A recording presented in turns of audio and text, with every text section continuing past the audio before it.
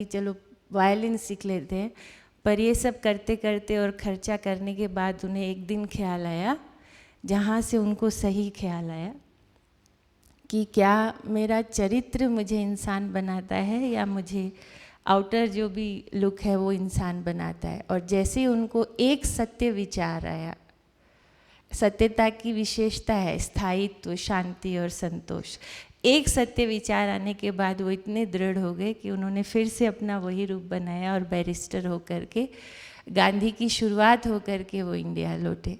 तो मैं समझती हूँ कि आपकी बात आपको स्पष्ट हो गई होगी। अभी हम प्रैक्टिकली हमारे बीच में श्रीमती लीना मेहंदले जी हैं।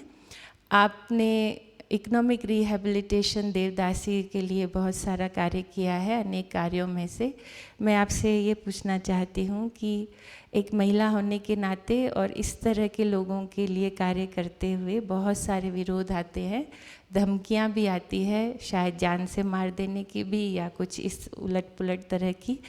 तो उस समय में वास्तविक जीवन में, जबकि मैं नहीं समझती हूँ कि केवल आध्यात्मिक रीति नहीं, लेकिन प्रैक्टिकली आपको जिन पावर्स ने, इनर पावर्स ने सहयोग किया और जो आपने महसूस किया, उसके बारे में थोड़ा, कैसे आप उस चीज़ को कर सके, उन विरोधों को पार, उसके बारे में थोड़ा प्रकाश डालें।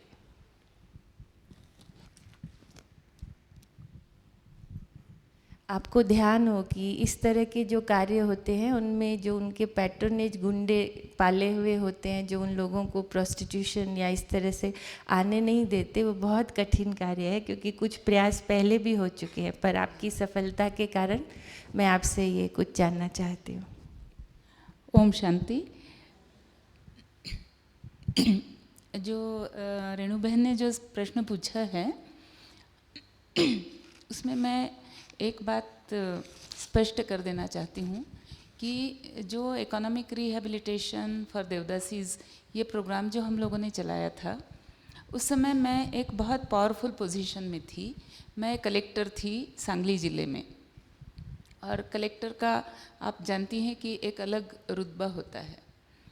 तो और जिस जगह से मैंने ये काम शुरू किया वो एक बहुत छोटा गांव था, जहाँ पर सदियों से ये प्रथा चली आ रही है कि पौष पूर्णिमा के दिन वहाँ पर लड़कियों को विधिवत मंदिर में ला कर के उनको डिक्लेयर किया जाता था कि इनकी हमने भगवान से शादी कर दी है, तो ये देवदासी हो गई। अब ये समाज में ना तो शादी कर सकती है, ना अपने माँ बाप के घर में रह सकती है, इसे मंदिर में रह कर के सेवा करना है। और इसकी सरपरस्त वो दूसरी देवदासियाँ होंगी जो कि इससे उम्र में बड़ी हैं, जो कई वर्षों से देवदासी बन चुकी हैं, वो इसकी सरपरस्त होंगी, उनके साथ इसे रहना है। इसे केवल देवता के नाम पर भीख मांग करके जीना है। जो अगला सेंटेंस कोई मुंह से नहीं बताता है वो ये है कि उसे रात में अपनी देह को गांव के जो दूसरे प्रतिष्ठित लोग हैं उनको समर्पित करके जीना है, ये कोई नहीं बताता। पर ये कहते हैं कि उसे शादी करने की परमिशन नहीं है, ये भी है। तो ऐसे माहौल में जब वो दिन जब आना था, अर्थात पौष पूर्णिमा, तो उसके 2-3 दिन पहले मैंने तैयारी की थी, और उस दिन मैं उस गांव में पहुंची, उस मंदिर में पहुंची, और जो विधि है वो 10 बजे के करीब वो विधि शुरू होनी थी। तो मैं 9 बजे उस मंदिर में पहुंची। देवी का मंदिर था। तो मैंने पुजारी जी से कहा कि मैं कलेक्टर हूँ इस डिस्ट्रिक्ट की, आपके मंदिर का बहुत नाम सुना है, मैं मंदिर में देवी के दर्शन करने के लिए आई हूँ। तो उसने कहा आइए। फिर मैंने जाकर के देवी के दर्शन किए, प्रार्थना की, हाथ जोड़े, कुछ श्लोक वो पढ़े। वो पुजारी बहुत प्रभावित हुआ। मैं बाहर जब तक आई तब तक वहाँ पर कुछ लड़कियाँ लाई जा चुकी थीं, उनके माता पिता साथ में थे, पूजा की विधि कराने वाले लोग साथ में थे, और जो गांव के प्रतिष्ठित लोग कई गांवों के वहाँ पर आकर के जुड़े हुए थे, क्योंकि उसी दिन उसी समय तय हो जाता है कि कौन लड़की किसकी हो जाएगी। तो वो लोग भी आकर के जमा हुए थे, और कुछ पुरानी देवदासियाँ भी आकर के जमा हुई थीं, और कुछ मेरे ऑफिस के कुछ कर्मचारी और पुलिस के लोग भी मैंने जो बुला करके रखे थे वो भी आकर के कहीं पर अपना स्थान ले चुके थे। जी। सिविल ड्रेस में बाकी सारे थे, 1 या 2 यूनिफॉर्म में पुलिस थे। तो मैं जैसे ही बाहर आई, मैंने पुजारी जी से कहा कि मैंने सुना है कि यहाँ पर आज के दिन ये कार्यक्रम होने वाला है। तो मैं यहाँ कलेक्टर के नाते से आई हूँ उस कार्यक्रम को रोकने के लिए, और ये कानूनन अपराध है, इसे मैं नहीं होने दूंगी, आप क्या कहते हैं? तो उस पुजारी को ये अंदाज नहीं था कि मैं डायरेक्टली इस तरह से उससे मैं बात करूँगी। वो 1 सेकंड के लिए वो भौंचक्का रह गया। फिर उसने कहा, आप तो देवी का बहुत बड़ा कोप अपने सर पर लेने वाली हैं। मैंने कहा, अभी मैं जा कर के प्रार्थना करके आई हूँ, मुझे तो देवी के रूप में मुझे माँ नज़र आई, वो मेरे ऊपर कोप क्यों करेंगी? मैं एक अच्छा काम कर रही हूँ, दूसरी लड़कियों का जीवन बर्बाद होने से रोक रही हूँ, देवी तो मुझे आशीर्वाद देंगी क्योंकि वो माँ है, वो कोप तो कर नहीं सकती। अब आप क्या कहते हैं? तो उन्होंने कहा, लेकिन आप इतने वर्षों की परंपरा को तोड़ेंगी, देवी की सेवा कौन करेगा? तो मैंने वहाँ जितने सज्जन जमा हुए थे, मैंने उनकी तरफ हाथ उठाया। मैंने कहा, ये लोग भी तो कर सकते हैं, अगर देवी की सेवा ही करनी है तो उठाइए झाड़ू एक एक, आप भी उठाइए, मैं भी उठाती हूँ। देवता की सेवा करने में तो हम लोग सब कोई उनसे छोटे ही हैं, चाहे मैं कलेक्टर हूँ, चाहे आप कहीं के सरपंच हैं, कहीं के आप बड़े भारी जमींदार हैं, जो भी हैं, पर देवता के सामने अगर हम सब छोटे हैं तो उठाइए झाड़ू और करिए देवी की सेवा। ये कहाँ लिखा है कि देवी की सेवा के लिए लड़कियां ही चाहिए, छोटी उम्र की लड़कियां चाहिए, वगैरह वगैरह। तो कहने लगे कि अच्छा, आप हमें शास्त्र सिखाने लगी हैं? तो मैंने कहा, हाँ, क्योंकि मैंने शास्त्र पढ़ा है। मैं आपको चैलेंज करती हूँ, कहाँ लिखा है कि लड़कियों से ही ये सेवा कराई जाती है? पर मतलब काफ़ी कुछ बातचीत हुई। जब आपको ये हुआ तो कुछ मारपीट की धमकी? नहीं, उस दौरान? देखिए, मैं कलेक्टर थी और मैंने ये कहा, ये कानून की किताब मेरे हाथ में है। आपके पास पावर थी? मेरे पास पावर थी उस समय। जी। मेरे लेकिन पास मुझे ये प्रश्न पूछना है, आप ये जो गए तो आपके पास एक निर्भयता है, एक हिम्मत है, और आपको उनको फेस करने की ताकत है। देखिए, केवल निर्भयता और फेस करने की बात नहीं है। अभी जैसे हाँ, उषा बहन ने कहा, जी, आपको सत्य बोलने आना चाहिए, उसके साथ साथ आपको कुछ और भी आना चाहिए। जी। वो और क्या होता है? कॉम्प्लीमेंट्री। वो और क्या होता है? एक तो दृढ़ विश्वास, एक तो उसे समझाने का तरीका। कि मैंने कहा, देखिए, मैं यहाँ पर किसी को अरेस्ट करने के लिए नहीं आई हूँ। हालांकि ये कानून की किताब कहती है कि अगर कोई भी प्रयास करे तो उसे अरेस्ट किया जा सकता है, लेकिन मैं यहाँ अरेस्ट करने नहीं आई हूँ, मैं आपको समझाने आई हूँ कि ये तरीका गलत है। अब आप बताइए कि आप क्या कहते हैं? तो आपको आश्चर्य होगा, वो जितने सारे गांव के, अलग अलग गांवों के जो लोग प्रतिष्ठित व्यक्ति आए थे, उन्हें कहीं ना कहीं अपने दिल में ये बात चुभ गई कि एक महिला कलेक्टर के सामने हम कैसे कह दें कि हम इन लड़कियों का शारीरिक शोषण करने के लिए यहाँ आए हैं। उन्हें ये बात, इस बात से उन्हें शर्मिंदगी महसूस हुई और उन्होंने कहा, नहीं जी, हम तो ऐसे किसी बात के लिए नहीं आए हैं। ये तो आज पौष पूर्णिमा का दिन है, देवी का दिन है, हम तो जैसे आपने आकर के प्रणाम किया देवी को, वैसे हम भी प्रणाम करने के लिए ही आए हैं, हम किसी ऐसे वैसे इरादे से नहीं आए हैं। मैंने पुजारी से पूछा, उन्होंने कहा, नहीं नहीं, आप कहती हैं कि इस तरह का विधान नहीं होगा, पूजा नहीं होगी और लड़कियों की शादी नहीं करवाई जाएगी देवता से, तो हम नहीं करेंगे। मैंने उनके माँ बाप से पूछा, वो बेचारे बहुत गरीब तबके के लोग जनरली होते हैं, वो चुप रहे। मुझे उन जो पहले कभी जो देवदासी छोड़ी जा चुकी हैं, जो देवदासी की ज़िंदगी भुगत चुकी हैं 10 साल से, 15 साल से, 20 साल से, 2 साल से, उन लड़कियों ने मुझसे पूछा कि जब आप कहती हैं कि हम देवदासी बन कर के नहीं जिएं, हम भीख नहीं मांगें, हम अपना शरीर नहीं बेचें, तो आप बताइए कि हम खाएं क्या, हम करें क्या? और उसने, एक लड़की ने मेरे से ये भी पूछा कि क्या आपको पता है कि जब हम पूरे दिन मेहनत करती हैं, मंदिर में झाड़ू लगाती हैं, मंदिर के काम करती हैं, गांव-गांव में, घर घर में जाके भीख मांगती हैं और साथ में रात में अपना शरीर भी बेचती हैं, उसके बाद हमारी 24 घंटे की कमाई क्या होती है? क्या आपको अंदाज है? तो मैंने कहा, नहीं, मुझे अंदाज नहीं है, तुम बताओ। उसने कहा, 3 रुपये। 3 रुपये। तो उसने कहा कि ऐसे माहौल में आप हमसे क्या करने को कहती हैं, हम ये 3 रुपए भी अगर हम छोड़ दें तो हम क्या करें, ये बताइए।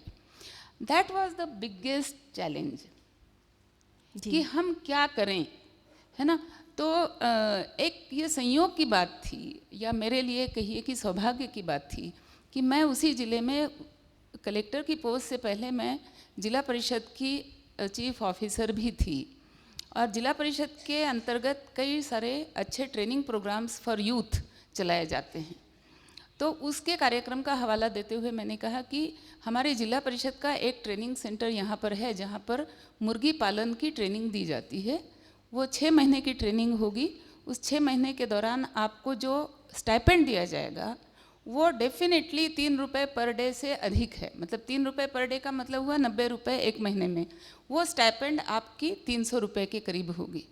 तो आपको ये डर निकाल देना चाहिए। जो लड़कियां आज के दिन मेरे से ये कहती हैं कि हम उस ट्रेनिंग के लिए नाम एनरोल कराना चाहते हैं, वो आज हमें लिख करके दे कि हम नाम एनरोल कराएंगे और हम 10 दिन में वो क्लास शुरू करेंगे, आपकी स्टाइपेंड शुरू हो जाएगी। ये भी एक बात थी कि मेरे पास वो भी पावर थी, तो मैं ये आश्वासन दे सकती थी।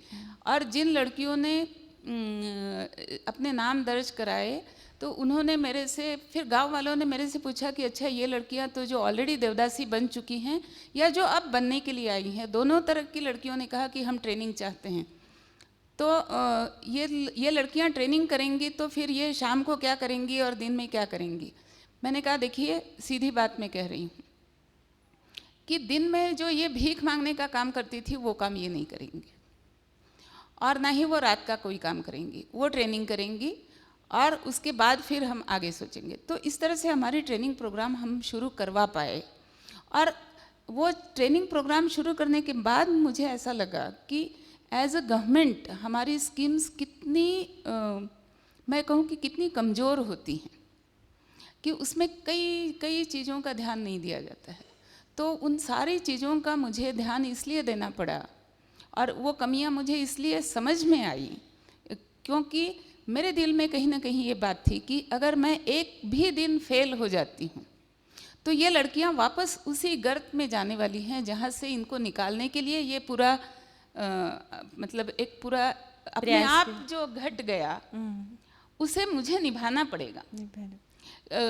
वो जो उस दिन जो एक अचानक बात सामने आ गई कि मैं क्या करूं कि ताकि मेरा पेट भरे, उस एक बात से ये बात आगे निकली। तो इस बात को मुझे निभाना है। और संयोग ऐसा रहा कि मैं और आगे 1 साल तक वहाँ कलेक्टर रही। तो मेरे पूरे जितने कार्यक्रम मेरे हुआ करते थे एज अ कलेक्टर, उसमें मेरे 30 to 40% टाइम मेरा इस एक कार्यक्रम के ऊपर मैं देती थी, एक्स्ट्रा टाइम देती थी, एक्स्ट्रा वहाँ उस गांव में जाती थी। हालांकि मेरे हेडक्वार्टर से वो गांव 2 घंटे की दूरी पर था, मैं वहाँ एक्स्ट्रा टाइम निकाल करके जाती थी, उनका धैर्य बंधाती थी और उनको ट्रेनिंग, हमने फिर उनकी कई तरह के ट्रेनिंग किए और एक एक करके हमारे यहाँ एक बैच, दूसरी बैच, तीसरी बैच इस तरह से आते गए और करीब करीब 175 महिलाएं, जिसमें कि पास पड़ोस के ज़िले की भी महिलाएं शामिल थी। अब आपने एक सवाल पूछा कि जब ये होता है तो जो गुंडे होते हैं उनकी रोजी रोटी रुक जाती है और वो प्रयास करते हैं कि आपका कार्यक्रम असफल हो। तो ऐसे बहुत प्रयास हुए और उस गांव की उन लड़कियों को जब हमने इंदिरा आवास योजना, एक दूसरी सरकारी योजना होती है, उसके अंतर्गत हमने उन्हें ज़मीन दे करके उनके घर बनवा दिए। तो और फिर वहाँ से मेरा तबादला हो गया, मैं दूसरी जगह आ गई, पर मेरा लिंक कायम रहा क्योंकि उस दूसरी जगह से भी मैं उनके इकोनॉमिक रिहेबिलिटेशन के लिए काम कर सकती थी क्योंकि मैं इंडस्ट्री डिपार्टमेंट में आ गई थी। तो हमने वो इंडस्ट्रियल प्रोग्राम है कह करके वो कार्यक्रम चलाए रखा। तो उन लड़कियों से मेरी रोज़ाना तो नहीं लेकिन बातचीत होती रहती थी। तो एक ऐसा मौका भी आया जब गांव के गुंडे उस बस्ती में जहां उनके 20 घर बनवाए हुए थे वहां पर जाते थे और उन लड़कियों को नाम ले करके पुकारते थे कि आओ बाहर आओ, मैं इतने पैसे लाया हूँ, ये कर रहा हूँ, वो कर रहा हूँ। और वो लड़कियाँ बिल्कुल डर के मारे अपने घर में सिमट करके बैठी रहती थीं। फिर ऐसे 2-3 दिन जब चला तो 2-3 उन लोगों ने आपस में सलाह करी और उन्होंने क्या किया कि रात में जैसे ही लड़कों ने पुकारना शुरू किया तो सारे के सारे दरवाजे एकदम से खुल गए और जलती हुई लकड़ियां लेकर के वो सारी महिलाएं बाहर आ गईं और उन्होंने कहा कि कौन आ रहा है, आ जाओ, अब तो हम तुम्हारी इन लकड़ियों से ही पिटाई करने वाले हैं। प्लस उन्होंने ये कहा कि ये देख रहे हो हमारे हाथ में मोबाइल है, मतलब वो मोबाइल का ज़माना नहीं था, सॉरी ये मोबाइल नहीं, उसने कहा कि एक लड़की ने अपने घर में टेलीफोन लगवा लिया था, तो उसने कहा कि ये देखो ये टेलीफोन है और मैडम का नंबर उन्होंने हमें दे रखा है और कहा है कि रात 2 बजे भी हो तो भी तुम हमें फ़ोन कर सकती हो, तो कहो तो मैं अभी उनसे फ़ोन करती हूँ ताकि वो तुरंत एसपी को आकर के फ़ोन करें और एसपी आकर के तुम्हें अरेस्ट करके ले जाए। तो वो सुन करके वो सारे लड़के भाग गए। दूसरे दिन मॉर्निंग में उन लड़कियों ने फ़ोन करके मुझे बताया और फ़ोन करके जो नया कलेक्टर वहाँ पर आया हुआ था उसे बताया, तो उस नए कलेक्टर ने भी, ये बात भी इस सरकार में काफ़ी रेयर है, पर उस नए कलेक्टर ने कहा कि नहीं, जो काम मेरे पहले की कलेक्टर करके गई हैं उसको मैं कायम रखूँगा, तुम्हें पूरा संरक्षण मिलेगा, तुम्हें कोई किसी से डरने की ज़रूरत नहीं है, आज के बाद कोई लड़का तुम्हारे यहाँ इस तरह से रात में नहीं आने की हिम्मत करेगा और इस तरह का बंदोबस्त मैं कराता हूँ। तो मेरे कहने का मतलब है कि उस पूरे कार्यक्रम में इकट्ठा होकर के काम और करना। मुझे ऐसा लगा कि अगर हम अच्छे विचार को लेकर के एक अच्छा प्रोग्राम, एक अच्छी अपने दिल के अंदर एक अच्छाई लेकर के अगर हम कोई काम शुरू करते हैं तो उसमें हमें ऊपर से कहीं ना कहीं से ऊपर से भी सहयोग कहीं ना कहीं आता है। जब आप वहाँ से निकल करके दूसरे जगह पर चले गए तो क्या वो प्रथा वापस शुरू हुई या नहीं हुई? ये बहुत ही इम्पॉर्टेंट बात आपने पूछी। मुझे बहुत गर्व होता है कि आज तक, और मुझे एक के बाद एक कई कलेक्टरों ने मुझे पर्सनली फ़ोन करके बताया है कि आपने उस दिन वो प्रथा बंद करवाई थी, इस साल भी वो प्रथा नहीं है यहाँ पर, वो प्रथा बंद हो चुकी है, लोग उस गांव के लोग उस प्रथा को भूल चुके हैं। लेकिन मैं आपको ये भी कहना चाहती हूँ कि ये तो बहुत छोटा गांव था और इस गांव में जो लड़कियाँ छोड़ी जाती थीं 4-5 और साल में एक बार, लेकिन कर्नाटक में एक बहुत बड़ा सेंटर है सौंदत्ती, जहाँ पर हर पूर्णिमा के दिन इस तरह के पूजा करके लड़कियों को छोड़ने की विधि होती थी और वहाँ तो एक एक दिन में 100, 200, 300, 400 महिलाएं ला करके छोड़ी जाती थीं और उसको रोकने के लिए वहाँ के एसपी ने बहुत प्रयास किए। तो मतलब उस प्रयास में तो गुंडे इतने सामने आए पुलिस से लड़ने के लिए कि गुंडों के साथ पुलिस की हाथापाई हुई और उस दिन वो प्रोग्राम चलता रहा, उसको बंद करना उस दिन संभव नहीं हुआ। फिर उस पुलिस ऑफिसर ने, जो कर्नाटक का एक बहुत अच्छा पुलिस ऑफिसर है, अब रिटायर वो हो चुके हैं, उन्होंने अगले 2 वर्ष तक 3 वर्षों तक प्रयास करते रहे और उन्होंने थोड़ा सा सामाजिक संस्थाओं को उसके साथ जोड़ा। धीरे धीरे वो प्रथा अब कम होती जा रही है क्योंकि जो पुरानी देवदासियाँ वहाँ पर थीं उनको उस पुलिस ऑफिसर ने इस तरह से तैयार किया कि तुम उस पूर्णिमा के दिन वहाँ पर मंदिर में जाकर के रुको और जो पेरेंट्स बच्चों को छोड़ने के लिए, अपनी लड़कियों को छोड़ने के लिए आते हैं, उन्हें तुम मना करो। तो आज सौंदत्ती में ये परिस्थिति है कि हालांकि मैं नहीं समझती कि सौंदत्ती में 100% ये प्रथा बंद हो चुकी होगी, लेकिन 90 से 95% ये प्रथा आज इसलिए बंद हुई है कि जो ओल्ड देवदासीज हैं वो खुद आकर के बैठती हैं और वो कहती हैं कि नहीं, ये प्रथा बंद होनी चाहिए, हमने जो भुगत लिया, नई जनरेशन को हम इसमें नहीं पढ़ने देंगे। तो ये भी एक बहुत बड़ा परिवर्तन जो है ये हो पाया है। जी, बहुत बहुत धन्यवाद। और हम बहुत खुशी से एक बार ताली बजाएंगे। हमारे बीच हमारे प्रशासनिक अधिकारी जब इन मूल्यों के साथ समाज को कुछ देते हैं, पावर्स तो बहुतों के पास होती है, पर जैसे आपने कहा कि ये रेयर होता है, उससे मैं समझती हूँ कि एक कलेक्टर दूसरे को भी सपोर्ट करे और एक के कार्य दूसरा भी कैरी ऑन करे। ये जो यूनिटी है, समाज में जो यूनिटी है और इकट्ठा होकर के, संगठित होकर के जो कार्य करने की शक्ति है, उसके ही प्रति जो विशेष सफलता प्राप्त होती है। तो बाबा भी हमें समझाते हैं कि समाज में जिस भी तरह की प्रॉब्लम्स हैं, मैं उषा दीदी से एक बार फिर से पुनः पूछना चाहती हूँ, बाबा ने हमको बहुत सारी शिक्षाएं दी है, बहुत सारे गुण बताए हैं, लेकिन आज के पारिवारिक माहौल में ये तो बात हुई बहुत एक्सट्रीम की, जहाँ उनके पास पावर, योजना और दृढ़ता थी, लेकिन आज के पारिवारिक माहौल में एक सबसे बड़ा द्वंद्व है, वो है कि स्त्रियों को हमने कभी भी पहले शराब पीते हुए नहीं देखा। भारत में तो कम से कम ये प्रचलन नहीं था, लेकिन आजकल बियर एक कॉमन ड्रिंक है, यूथ में भी और कुछ बड़े लोगों में भी। पर स्त्री गमन हम सुनते थे, लेकिन पर पुरुष गमन आजकल की स्त्री भी करती है, ऐसा भी एक कॉमन कैरेक्टर है। और जो हमारी पारिवारिक समस्या है उसमें ये भी कि अगर एक ही बेटा भी हो किसी के और इकलौती बहू आती है, तो कितना भी माँ बाप का त्याग हो सकता है, पिता भी नहीं हो उसका, केवल माँ को ही संभालना हो, तो भी कुछ आजकल ऐसी मानसिकता और प्रचलन है कि डुप्लीकेट वैल्यू बेस्ड बिहेवियर चलता है। माना जहाँ उनको अपनी इच्छा होती है वहाँ वो वैल्यू बेस्ड बिहेवियर दिखाते हैं, लेकिन जहाँ फ़र्ज की प्रधानता है, जहाँ त्याग है, जिनके प्रति हमें ऋणी होना चाहिए, वो कृतज्ञ भाव नहीं है। तो ऐसी मानसिकता के साथ ऐसी मदर इन लॉज कैसे हैंडल करें, उनका एम्पावरमेंट क्या हो, क्योंकि बहुत सी ऐसी भी लोग हैं जो दुखी हैं, परेशान हैं, उन्हें कैसे अपने आप को मोटिवेट करना है। और ऐसी अगर यंगस्टर हैं तो उनके लिए भी कौन सी वैल्यूज़ और कौन सी बात आप कहना चाहती हैं जो वैल्यूज़ हमें मदद करे।